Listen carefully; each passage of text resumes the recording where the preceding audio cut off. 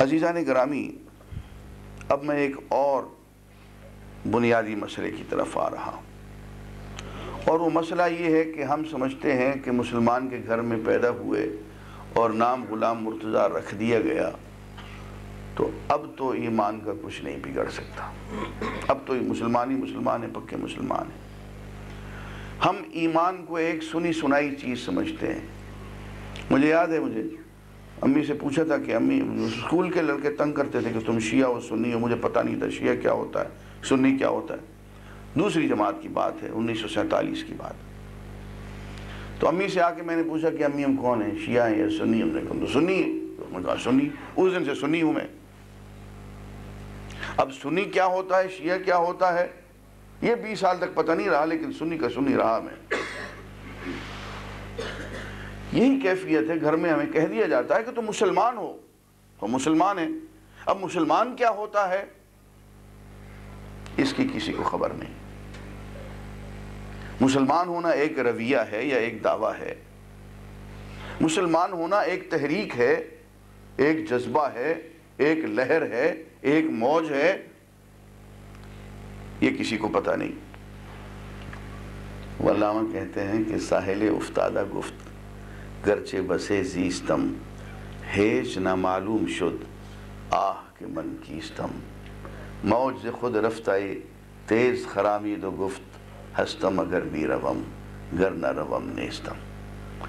کہتے ہیں کہ ایک ہزاروں سال سے کھڑا ہوا ساحل پوچھ رہا تھا کہ میں کیا ہوں، مجھے اپنی ہستی کا کوئی شعور نہیں ہے، تو قریب سے ایک موج گزری اور اس نے زوردار اسے ایک تھپیڑا رسید کیا ساحل کو،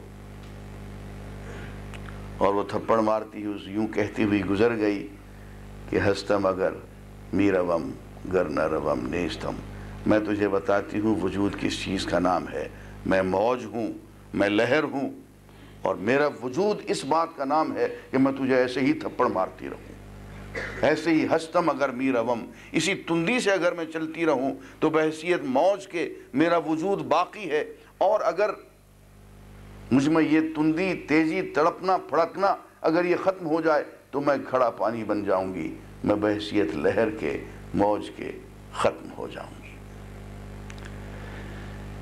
علامہ اقبال مسلمان کو جوئے کوہستانی کہتے ہیں۔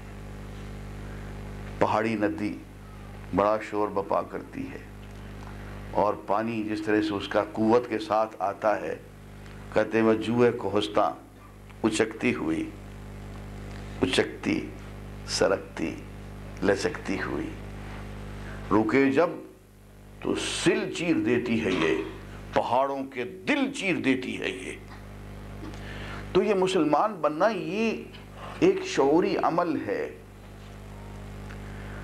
اور یہ حیات ہے، یہ زندگی ہے۔ قرآن کہتا ہے کہ جنہیں یہ زندگی مل گئی، ایمان مل گیا، انہیں زندگی مل گئی، جنہیں یہ ایمان نہیں ملا وہ مردہ ہیں، اموات غیر احیاء، مردہ ہیں، زندہ نہیں ہیں۔ ولا یشعرون ایان یبعثون، انہیں یہ شعور نہیں ہے کہ انہیں زندگی کہاں سے ملے گی۔ فرمایا یا ایھا الذین آمنوا، اے اہل ایمان، استجیبوا للہ وللرسول، اللہ اور اللہ کے رسول کے حضور لبیک کہو، اذا دعاکم لما یحییکم، جب وہ تمہیں ایسی پکار پکاریں، ایسی دعوت دیں، لما یحییکم، جو تمہیں زندگی عطا کرنے والی ہے، جو تمہیں موت سے اٹھا کے زندگی کی منزل پہ لانے والی ہے۔ تو حقیقی ایمان کو، کیونکہ وہ جوئے کوہستانی بن جاتا ہے، وہ ایک لہر اور ایک موج اور ایک تحریک بن جاتا ہے۔ اب جو لوگ مسلمان ہوئے حضور کے ساتھ، وہ چین سے تو کوئی بھی نہیں بیٹھ سکا۔ دیکھیے انہوں نے کیا کر کے دکھا دیا۔ اکیلے ایک شخص کو مینڈیٹ دیا گیا تھا نا، سامنے سے کیا ہے، یہ رومن امپائر ہے، اور آپ کو یاد ہوگا کہ رومن امپائر میں 90% لوگ غلام تھے، صرف 10% آزاد۔ ایرانین امپائر قبائلی نظام، وہ غلامی کا نظام، دہشت گردی اور لوٹ مار کا نظام، اغارات، چلتے ہوئے قافلے کو آپ لوٹ لیجئے، جو آپ لوٹ لیں وہ آپ کی ملکیت ہو گیا۔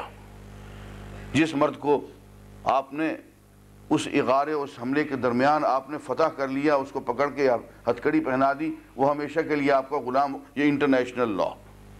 جس عورت کو آپ نے پکڑ کے لونڈی بنا دیا، وہ آپ کی لونڈی ہمیشہ کے لیے بن گئی۔ جس بچے کو آپ نے پکڑ کے غلام بنا دیا، وہ بڑھاپے تک آپ کا غلام رہے گا، اس لیے کہ آپ نے اسلحے کے زور پہ، قوت کے زور پہ، وہ جا رہا تھا کہیں قافلے میں، آپ نے اس کو پکڑ کے غلام بنا لیا۔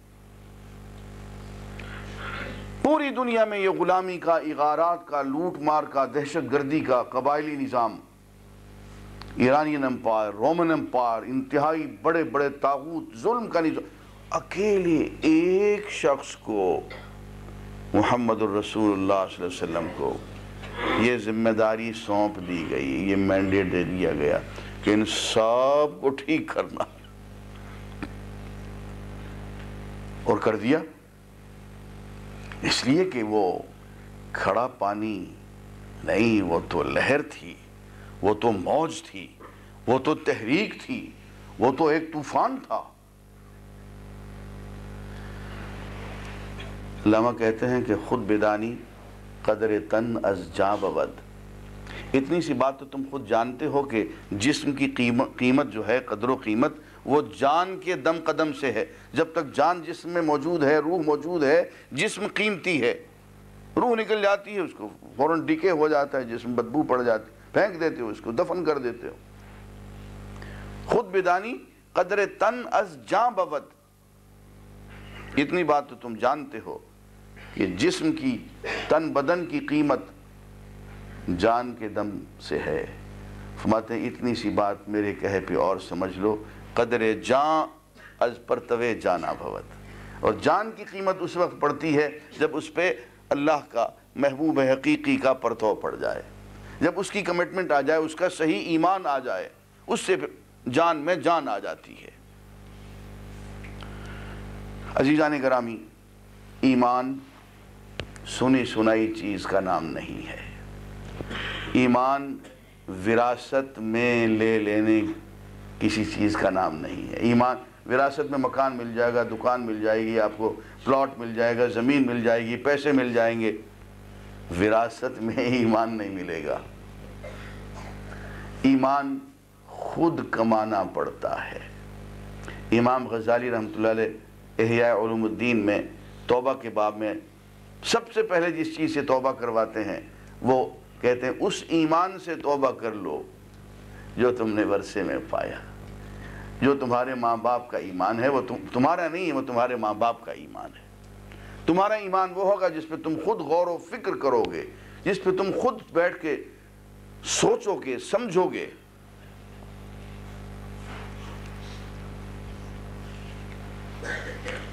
میں دو لفظ استعمال کرتا ہوں کہ عام طور پہ ہم لوگ ہیں we are Muslims by chance. اب یہ چانس ہے نا کہ ایک مسلمان کے گھر پیدا ہو گئے، لیکن اصل مومن وہ ہوتا ہے جو کہ مسلم بائی چوائس ہو، ناٹ بائی چانس، مسلم بائی چوائس۔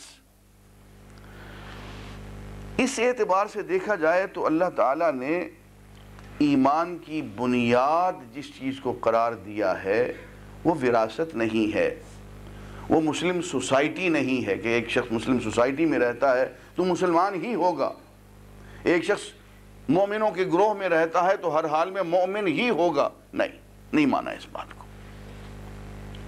بلکہ ایمان کی بنیاد جس چیز کو قرار دیا ہے وہ علم اور فکر اور تفقہ ہے، اور ایک جگہ نہیں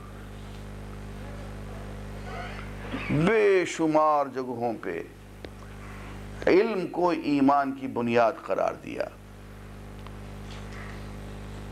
فرماتے ہیں والذین اوتوا العلم والایمان، وہ لوگ جنہیں علم دیا گیا اور علم کے نتیجے میں انہیں ایمان دیا گیا۔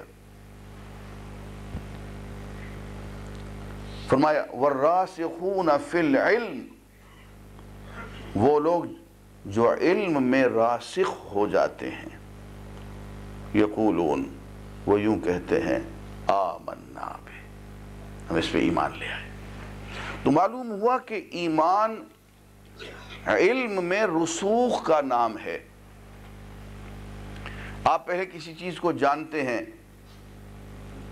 اس کو پھر سمجھتے ہیں، پھر اچھی طرح سے سمجھنے کی کوشش کرتے ہیں، اس پہ غور و فکر کرتے ہیں کہ بھئی یہ بات تو سمجھ میں آ گئی، لیکن اس کا یہ حصہ سمجھ میں نہیں آ رہا، اس سے پوچھتے ہیں، اس سے پوچھتے ہیں، آہستہ آہستہ بات سمجھ میں آنے لگتی ہے۔ جب بات کھل جاتی ہے، آپ کی سمجھ میں آ جاتی ہے، دل میں بیٹھ جاتی ہے، دل اس پہ ٹھک جاتا ہے، آپ کنونس ہو جاتے ہیں، یہ ایمان کہلاتا ہے۔ وہ چیز جس کا ہمیں علم نہ ہو، جسے ہم نے سمجھائی، ایمان تو نہیں ہوتا۔ صاحبزادے کو بھیجا صاحب امریکہ میں، پتہ چلا کہ ہفتہ 10 دن کے اندر صاحبزادے جو ہیں شراب بھی پینے لگے، خنزیر کا گوشت کھانے لگے، ایمان بھرشٹ ہو گیا۔ وہ جی امریکہ تو بڑی گندی جگہ ہے جی، وہاں تو جو بھی جاتا ہے اس کا تو ایمان ہی ختم ہو جاتا ہے۔